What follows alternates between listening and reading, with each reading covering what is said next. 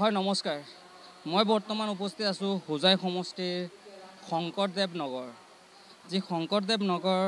মই আজি বৰ্তমান উপস্থিত আছো সেই শংকৰদেৱ নগৰত আজি আমাৰ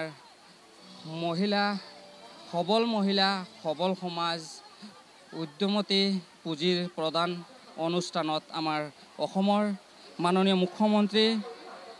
হিমন্ত বিশ্ব শৰ্মা ডাঙৰীয়া আহি আজি যি সবল সমাজৰ যি চেক বিতৰণ অনুষ্ঠান আছে সেই চেক বিতৰণ অনুষ্ঠানত তেওঁ আহি উপস্থিত হ'ব আৰু ইয়াত আমি পৰিলক্ষিত কৰিছোঁ যি শতাধিক ৰাইজ আহি উপস্থিত হৈছে সেই শতাধিক ৰাইজ আমাৰ লগত আছে আমি তেওঁলোকৰ পৰা কেনেকৈ অনুভৱ আৰু তেওঁলোকে কি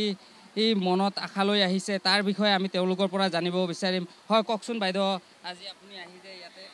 আহিছোঁ আৰু কি কয় ইমান গৰমৰ ৰাইজকেইটা মাথা ঘূৰি কি অৱস্থা হৈ গৈছে আৰু ইমান দূৰৰ পৰা আহিখিনি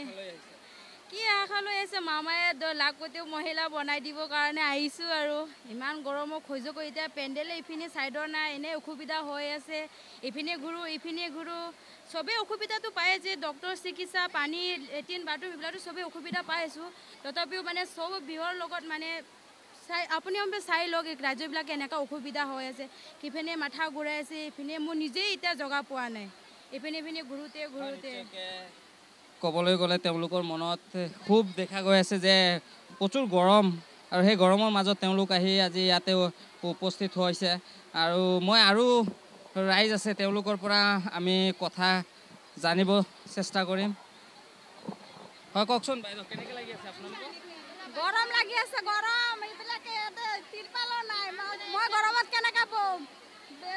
ছায়াৰ কোনো ব্যৱস্থা নাই হয় আৰু ৰাইজসকল আমাৰ লগত আছে আমি তেওঁলোকৰ পৰা কিছু মন্তব্য ল'বলৈ যত্ন কৰিম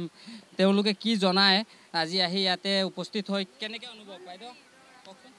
ভাল লাগিছে যিহেতু বহুত দিন কষ্ট কৰিছোঁ আমি 1 বছৰ 2 বছৰে হ'ব প্ৰায় আমি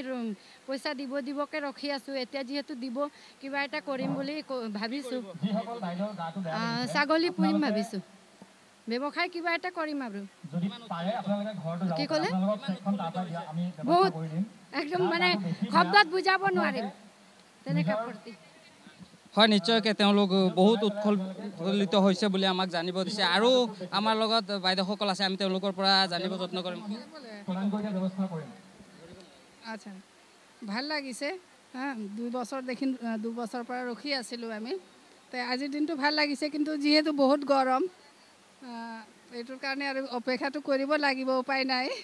সেইখিনি এই পুঁজি দি আমি মানে বিজনেছ এটা ষ্টাৰ্ট কৰিম বুলি ভাবিছোঁ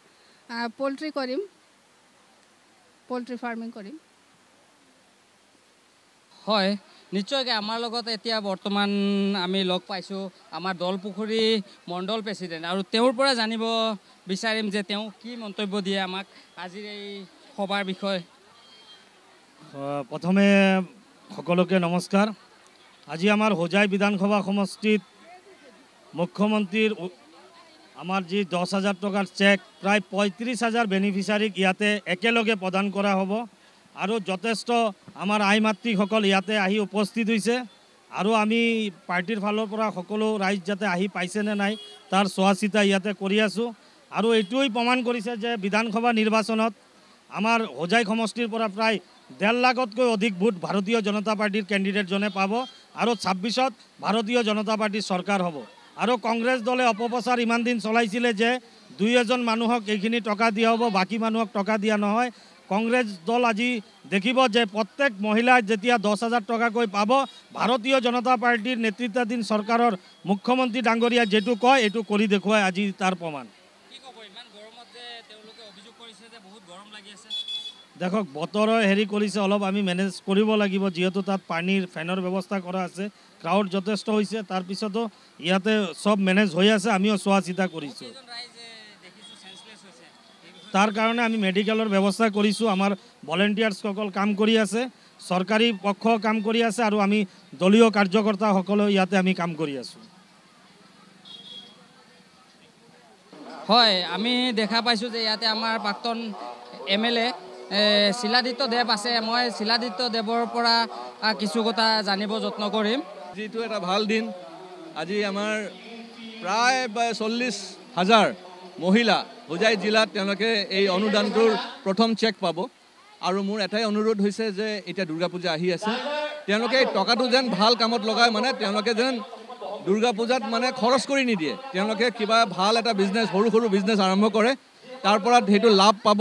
সেই লাভটো পালে তেওঁলোকে নেক্সট ইনষ্টলমেণ্টটো পোৱাৰ কাৰণে তেওঁলোকে সহজ হ'ব।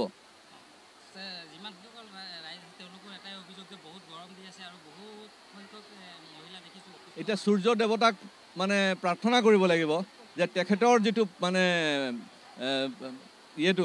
তাপমাত্ৰাটো যদি কমাব পাৰে, সেইটোতো আৰু মানুহে কমাব নোৱাৰিব। ইমান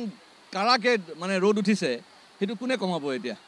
আৰু নেচাৰেলি যদি এটা ঠাইত 40,000 মানুহ গোট খায়, তো গৰমটো হ'ব। আমাৰ শৰীৰৰো এটা গৰম আছে নহয় জানো, সেইটোও ওলাই আছে। প্লাছ ওপৰত ইমান তাপমাত্ৰা আৰু ইমান মানুহক আমি ক'ত ক'ত বহাব, তো এইখিনি অলপতো কষ্ট হ'ব, কিন্তু এটা ভাল কামৰ কাৰণে অলপ কষ্ট।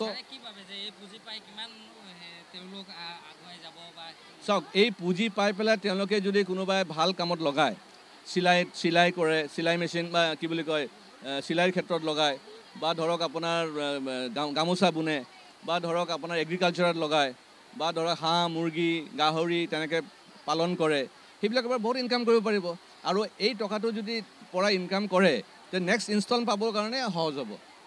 হয়, নিশ্চয়কৈ আপোনালোকে চালে যে যিসকল স্থানীয় ৰাইজ আছিলে সেই তেওঁলোকৰ মন্তব্য আৰু আমাৰ প্ৰাক্তন